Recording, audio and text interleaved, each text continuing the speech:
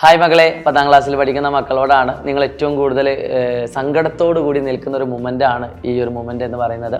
നിങ്ങളുടെ മുന്നിൽ കുറച്ച് ദിവസങ്ങൾ മാത്രമേ ഉള്ളൂ. എനിക്കറിയാം നിങ്ങൾ ഏറ്റവും കൂടുതൽ സങ്കടപ്പെട്ടിരിക്കുന്ന സമയത്ത് നിങ്ങളിൽ ഒരാളായിക്കൊണ്ട് നിങ്ങളുടെ കൂടെ നിൽക്കുക എന്നത് തന്നെയാണ് ഇപ്പോൾ എനിക്ക് ചെയ്യാൻ പറ്റുന്ന ഏറ്റവും വലിയ കാര്യം എന്ന് പറയുന്നത്.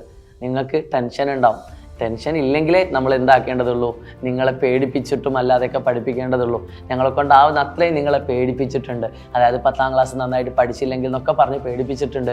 അത് മറ്റൊന്നിനും വേണ്ടിയിട്ടല്ല. ഞങ്ങളുടെ ഉദ്ദേശം ഒറ്റ കാര്യം മാത്രമേ ഉള്ളൂ, നിങ്ങൾ നന്നായിട്ട് പഠിക്കണം, ഏറ്റവും മികച്ച വിദ്യാർത്ഥിയായിട്ട് നിങ്ങൾ പുറത്തിറങ്ങണം എന്നുള്ളത് തന്നെയാണ്. നിങ്ങൾക്കറിയാം, നിങ്ങൾ ഏറ്റവും കൂടുതൽ സന്തോഷിക്കുന്നത് നിങ്ങളുടെ പാരൻസിൻ്റെ മുഖത്ത് നിങ്ങൾ കാരണം ഉണ്ടാകുന്ന സന്തോഷം കൊണ്ടായിരിക്കും അല്ലേ. ഈ വരുന്ന മെയ് മാസം 2ാമത്തെ ആഴ്ച ഒരു റിസൾട്ട് വരാനുണ്ട്. 10ാം ക്ലാസ്സിൽ പഠിക്കുന്ന നിങ്ങൾ ഇത്രയും കാലം ഒരു വർഷത്തോളം നിങ്ങൾ പണിയെടുത്തതിൻ്റെ റിസൾട്ടാണ്.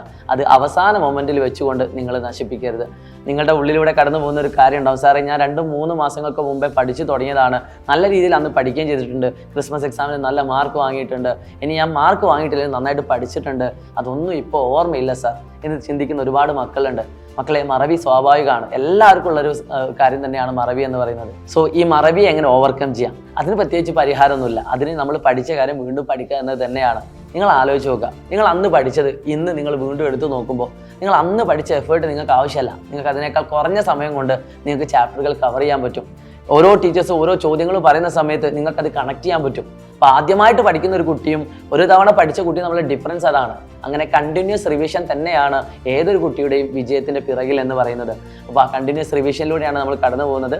നിങ്ങൾ എപ്പോഴൊക്കെ സങ്കടപ്പെടുന്നുണ്ടോ, അല്ലെങ്കിൽ നിങ്ങൾക്ക് എപ്പോഴൊക്കെ എന്തെങ്കിലുമൊക്കെ ആവശ്യമുണ്ടോ, ആ സമയത്തൊക്കെ നിങ്ങളിൽ ഒരാളായിട്ട് കൂടെ നിൽക്കാൻ ഞങ്ങളൊക്കെ ഉണ്ടാകും. പ്രിയപ്പെട്ട മക്കളെ, നിങ്ങൾ പേടിക്കേണ്ട. നിങ്ങൾക്ക് വേണ്ടിയിട്ടാണ് 10 ദിവസത്തെ സ്റ്റഡി പ്ലാൻ വരെ ഞങ്ങൾ സെറ്റാക്കിയത്. എന്തിനാണെന്നറിയോ?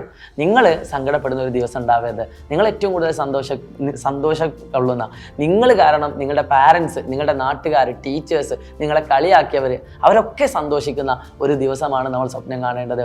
അതിനു വേണ്ടിയാണ് നമ്മൾ പ്രവർത്തിക്കേണ്ടത്.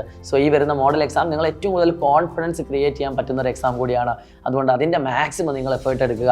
വെറും 10 ദിവസം, ആ 10 ദിവസത്തിൽ നമ്മൾ 10 സബ്ജക്റ്റ് അല്ലെങ്കിൽ 9 സബ്ജക്റ്റും അടിപൊളിയായിട്ട് പഠിക്കുന്നതാണ്. അത് ഞങ്ങൾ നിങ്ങൾക്ക് തരുന്ന ഒരു ഉറപ്പാണ്.